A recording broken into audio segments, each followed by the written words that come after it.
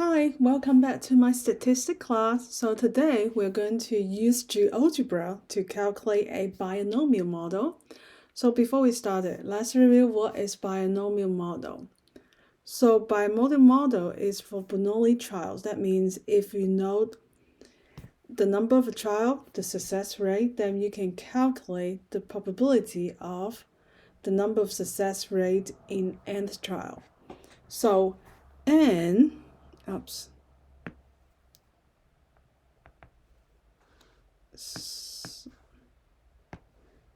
Oops. So n is how many attempts, the total number of attempts that you're going to have. Okay, P is the successful rate, and then Q is the probability of failure, and X is the number of success in nth trial. So expected value mu equals to n times P, standard deviation sigma equals to square root of n times P, the success rate, times the failure rate. Okay, so now let's take a look. Our free thrower is still making 82% of her basket. Assume each shot is independent of the last, and she's going to shoot 100 free throws. What's the probability that she makes exactly 5 free throws? So first of all, we need to know, hey, what's this? So does this satisfy the binomial model? Yes, because you have each throw that she made is independent, right? That's really important. So that means each throw she made will have a 82% of success rate. So we know that P equals to 0.82, and the number of attempts that she has is 10. And we know they're asking her what exactly she making 5 throws. So X is equal to 5. So this is satisfy our binomial model, which is with 10 attempts and 82% of success rate. Okay, so when X equals to 5, because we want to know exactly 5 free throws. So when X equals to 5, that means we can either list all the possibility, but that would be lots of work, right? Because they could make the first 5, okay, there could be a possible like that. Fail, fail, fail, and then success, success, success, success, and then fail again. That's her total 10 attempt. Or they can be success and fail, success, fail, and then fail, like this. And there's multiple, it's many possibilities. It's really hard to calculate. So now we need to use Geogebra. Let me erase these. Okay, let's open our Geogebra.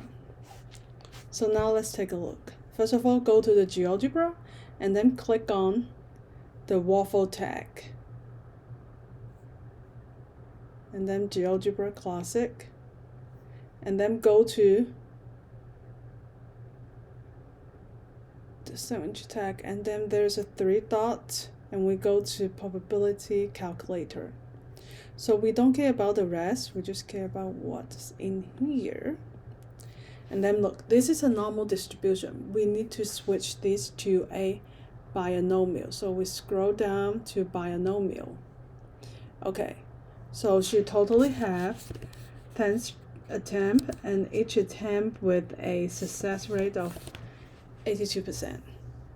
Okay, so here on the right side you will see the list of exactly each attempt. So if she makes exactly 4 free throws, the success rate, the probability would be what? 0.0032.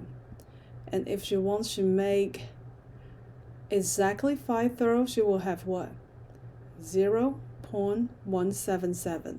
Or you can switch to here when X in between 5 to 5. That means exactly 5. So now let's write it down. So we got 0.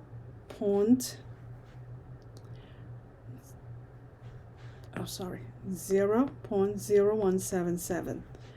That would be the probability. Okay, so now next. So what's the probability that she's made 9 or 10 free throw? So that means we want to know the probability if she's making more than 9 throw, right? Because you totally have 10 attempts. So you're making 9 or 10, that means totally is greater than or equals than 9. So now let's use GeoGebra to calculate that. So greater than, this is less than. So you switch to greater than when x is greater than 9. So we have that. So the probability of that would be what? 0.4392. Okay. So it would be 0.92. So that would be the probability. You can switch to percentage, convert it to percentage, which is 43.92%. So what's next? So the next is, what's the probability that she made at most 2 free throws? So that means the number of throws we made, it has either be 0, 1, or 2. Because at most, that means including 2. Oops, sorry.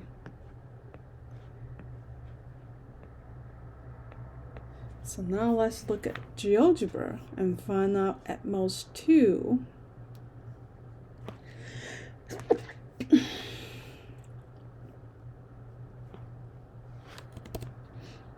Oh, that's at most, that is at least 2. So let's switch it. At most 2 would be here, so the probability of at most 2 is 0. But that makes sense if you think about it, since she has a really high success rate, which is 82%, right? So it makes sense that she just made 2 free throws. That does, out of 10 attempts, that doesn't make sense. That's why it's 0. So now, what's the probability that she made at least 10 free throws? At least 7 free throws. So that means you want the probability of x greater than or equals to 7, at least 7.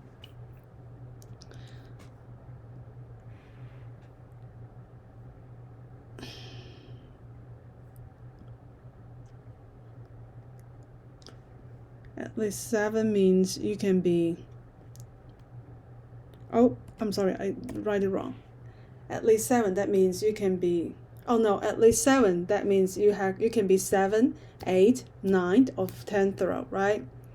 So that means you want x to be greater than or equal to 7. So the probability would be 91.17%.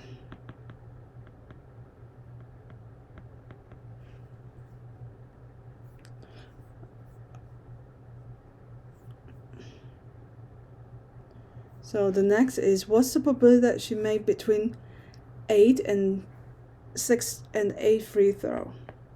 So that means we want x in between 6 and 8.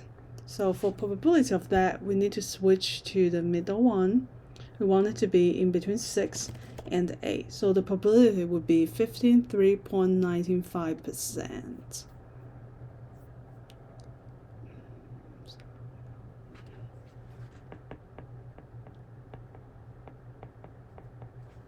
Again, you can either write in a decimal form or you can convert it to a percentage form.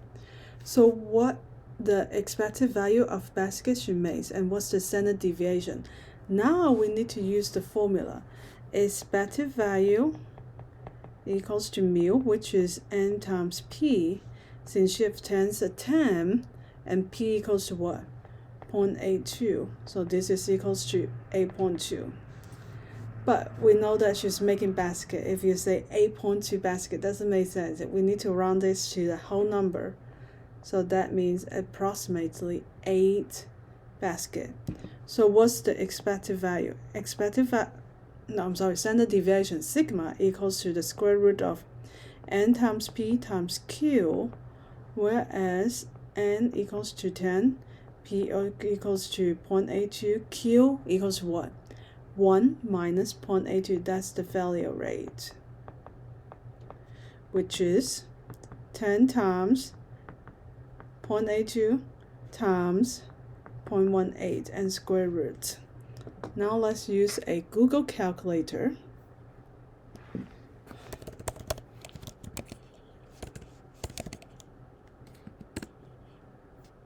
Okay, so I have 10 times 0.82 times